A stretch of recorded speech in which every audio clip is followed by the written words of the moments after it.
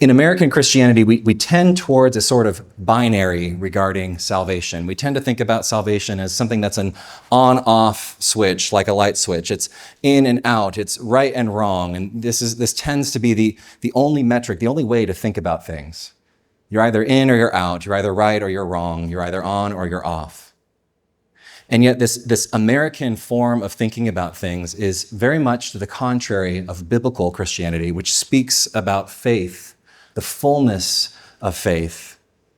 It speaks of salvation as my cup runneth over, not merely as an in and out, but rather as an overflow. We ask questions like, are you saved? To which my response would be, not yet. Not completely. Not entirely. There are indeed still things that I need salvation from. There's healing still that I need. In fact, every Christian comes across moments where they indeed become holy by doing things that they used to not do, but they also become aware of sin that they were not aware of beforehand. They become convicted of sin that they knew existed, but didn't want to do anything about. There's a fullness, there's an expansion in the life of the Christian. We also tend to ask questions like, is that necessary? Do I have to do that?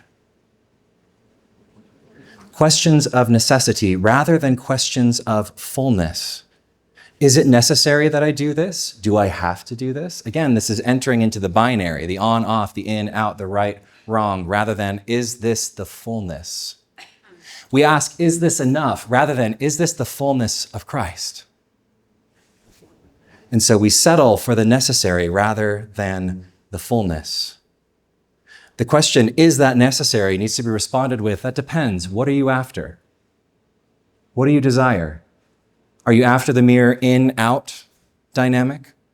Or are you after the fullness that Christ would offer to his people?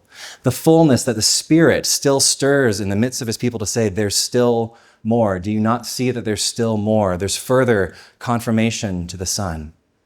There's further sin to be rid of. There are further opportunities to share the gospel. There's a further closeness to Jesus that you have not yet experienced.